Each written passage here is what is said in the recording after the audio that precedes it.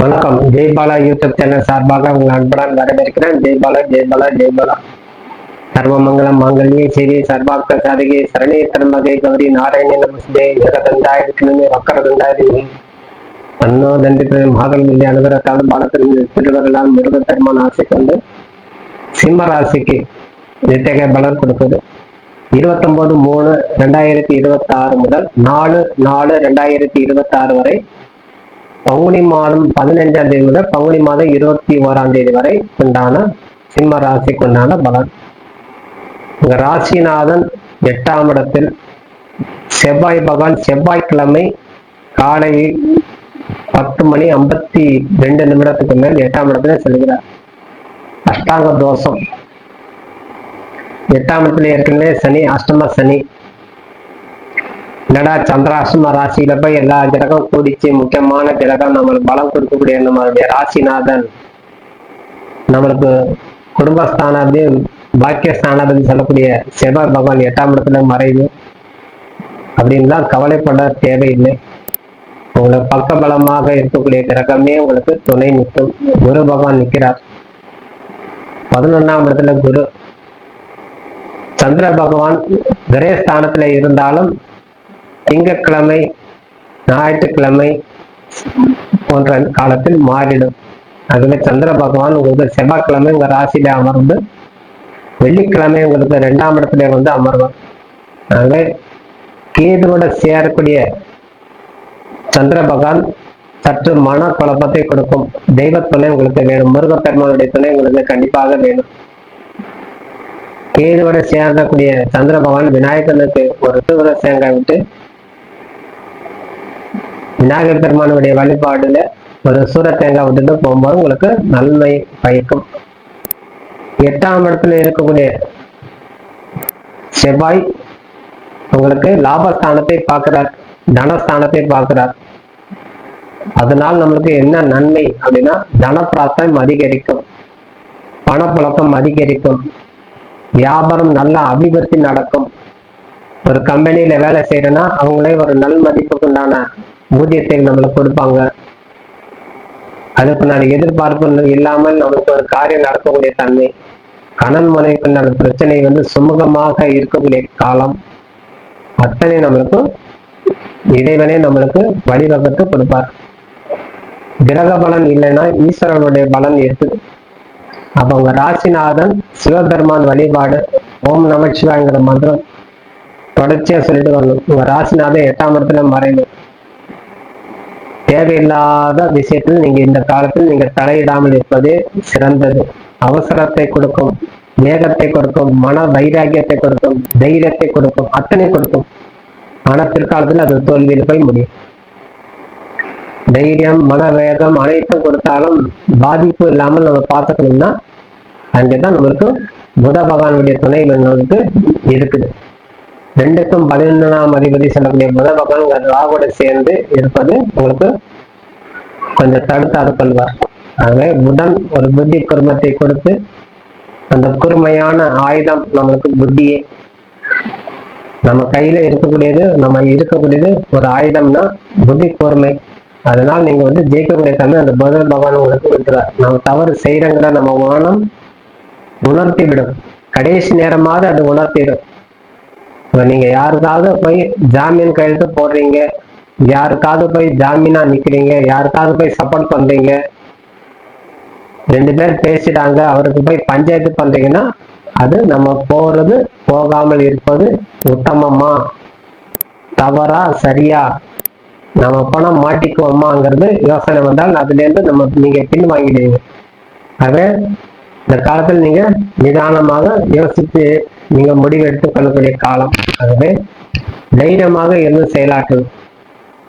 தைரியத்தை கொடுத்த கிரகமே உங்கள் பலகீனம் பண்ணிட்டே போகும் பிற்காலத்துல. ஆகவே சற்று நிதானித்து போகிறது சிறந்தது. ஆகவே செவ்வாய் பகவான் 8ஆம் இடத்துல சென்றாலும் செவ்வாய்க்கிழமை, சுக்கிர பகவான் உங்களுக்கு 3க்கும் 10ஆம் அதிபதி.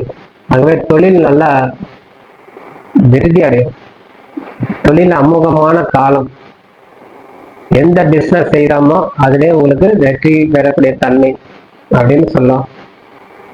அது சிம்ம ராசிகளுக்காரர்கள் அரசியல் துறையில இருக்கிறவங்களுக்கு, கம்பெனி நடத்தக்கூடியவர்களுக்கு, ஒரு ஏஜென்சி எடுத்து நடத்தக்கூடியவர்கள், ஒரு ரியல் எஸ்டேட் நடத்தக்கூடியவர்களுக்கெல்லாம் நல்ல அமோகமான காலம். சுக்கிர பகவான் உங்களுக்கு அமோகமாக பலம் கொடுத்து இருக்கிறார் இந்த மாதம். ஆகவே சுக்கிரன் வந்து உங்களுக்கு 9ஆம் இடத்துல வந்து பாக்கியத்தை கொடுக்கிறார்.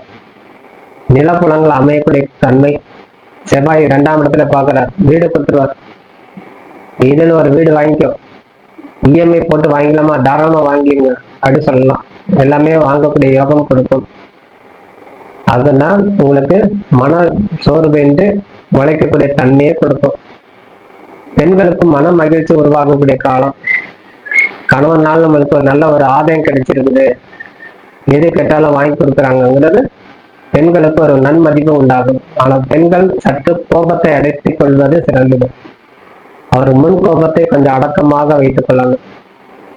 அவர் திடீர்னு எதையும் ஒரு பேசி மனதில் குழப்பத்தை அவர்கள் உருவாக்கி கொள்வது மட்டுமல்லாமல் பிறருக்கு மனம் புண்பட அளவுக்கு நடந்து கொள்ளக்கூடிய தன்மை உருவாகும்.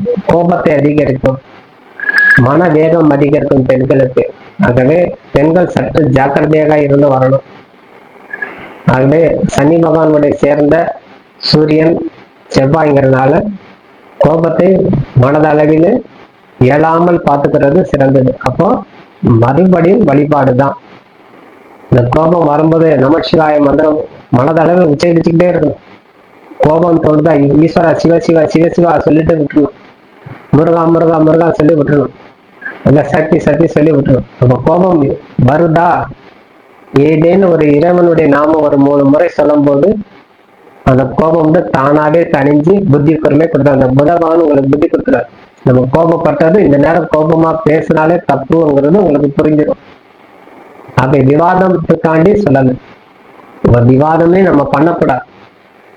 அது கிரக பலம் நம்மளுக்கு நல்லா இருந்தாலே நமக்கு வெற்றி தான். கிரக பலம் சுமார் இருந்தாலும் வெற்றி பெற்ற மாதிரி காட்டினாலும் பிற்காலத்தில் அது தோல்வியாவே முடியும். ஆகவே மற்ற கிரகத்துடன் அனுசரித்து நம்ம நடந்து கொள்ளணும்.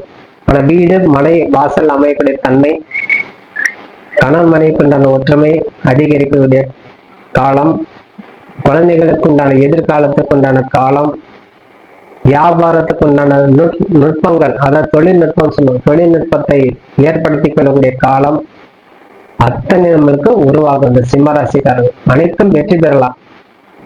இருப்பினும் நிதானம் அந்த இடத்துல தேவை. நிதானமே இருந்து செயலாற்றுவது அத்தனை கைமேல் பலம் கொடுக்கும். கேதுவோட சேரக்கூடிய சந்திரன் பதட்டத்தை கொடுக்கும். என்னதான் நம்ம வந்து ஒரு புத்திசாலித்தனமாக செயல்பட்டாலும் செயலாற்றுவது சரியா தவறாங்கிறது ஒரு கேள்விக்குறை மனதில் வந்து இயலக்கூடிய தன்மை. பாதகமற்ற செயல் சாதகமா பாதகமானா பாதகமே கொடுக்கக்கூடிய தன்மையாகவே கொண்டு போவார்.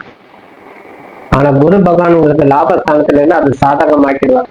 அது 11ஆம் இடத்துல இருக்கக்கூடிய 5ஆம் அதிபதி 11ஆம் இடத்துல இருக்கும்போது உங்களுக்கு சாதகமாக்கிடுவார். அதனால உங்களுக்கு நன்மையே நடக்கும். ஆகவே தனப்பிராப்தம் பல காலம் என்னுடைய கனவு, என்னுடைய லட்சியம் அதுவே அப்படின்னு யார் இருக்காங்களோ அத்தனை அந்த லட்சியம் வந்து நிறைவேறக்கூடிய காலம், நிறைவேறக்கூடிய உண்டான வாரம் அப்படின்னு சொல்லலாம். அத்தனை நம்மளுக்கு வந்து உறுதுணையாக இருந்தக்கூடிய கிரகம் நம்மளுக்கு பக்கபலமாக இருந்து செயலாற்றுவது. அந்த இறைவனே நம்மளுக்கு துணையா, கிரகமே நம்மளுக்கு துணையான நம்மளதான் நம்ம துணை. அவன் நம்ம முயற்சி இறைவனை சார்ந்து இருக்கும்போது சிறப்பாகவே பலன் கொடுக்கும். மக நட்சத்திரம் பூர நட்சத்திரம் சிம்ம ராசியில அடங்கியது. உத்தர நட்சத்திரம் 1ஆம் பாதம். ஆகவே இந்த பித்ருக்களுடைய கடமை தவறாம செய்து வரணும். இந்த காலத்து உங்க ராசிநாதன் சனியோட கர்மக்காரகன் சொல்லக்கூடிய சனி பகவான், பித்திருக்காரகன் சொல்லக்கூடிய கிரகம் சூரியன், புத்திரக்காரகன் சொல்லக்கூடிய சனி, சகோதரக்காரன் சொல்லக்கூடிய செவ்வாய், 3 ஒன்னா கோடி 8ஆம் இடத்துல இருக்கிறதுனால ஏதேனும் சிராதம் பாக்கியம் இருந்தா செய்து கொள்வது சிறந்தது. முன்னோர்களுடைய கடமை தவறாம செய்து வரும்போது வெற்றி பெற்று வாழாதவர்களே சிவபெருமானுடைய வழிபாடு, முருகப்பெருமானுடைய வழிபாடு செய்து பித்திருக்களுடைய வழிபாடு செய்து வரும்போது கம்மியில் பலம் கொடுக்கும் சொல்லி விடைபெறுகிறேன். நன்றி, வணக்கம். ஜெய் பலன், ஜெய் வாழ்வு.